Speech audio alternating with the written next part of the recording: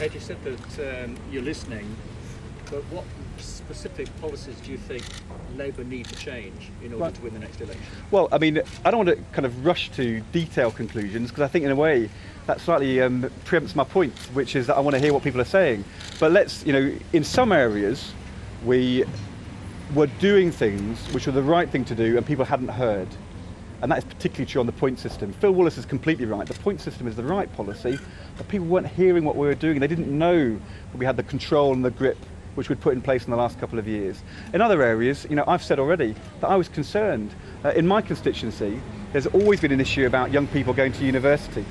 And we want more young people from lower income backgrounds to go to university. My dad was first generation going to university. If it hadn't been for the 1945 Labour government and what was made possible at that time, he couldn't have gone.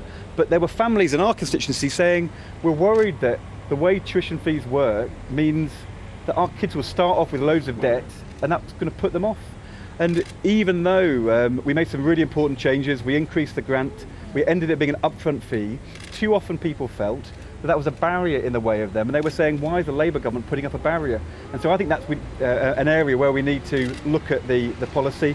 I think we're going to have to look harder again at some areas in the welfare state. I think educational maintenance allowances are the way of getting young people to stay on at school at 16 were really good, but lots of families said, if our income was £10 lower, below 25,000 or thereabouts, we'd get the money, and suddenly it all goes. And they sort of felt that wasn't fair. And so there are some areas where we need to actually look at policy. But in regions like this, weren't the electorate hearing what Labour and the Labour government had to say and didn't like what they were hearing? Well, look, they heard what we had to say in Gedling, and Burnham won. And we heard what we had to say in my constituency, and we won. And look, they listened to David Cameron, and they heard David Cameron's pitch in the leadership election, and they didn't give him the majority that he believed was his just desert.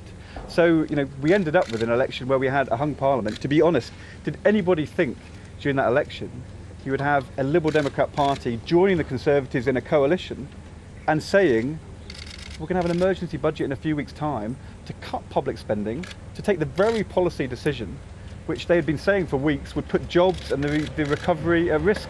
And I think one of the things which we need, in this leadership election, let's not lose sight of, we're also the opposition.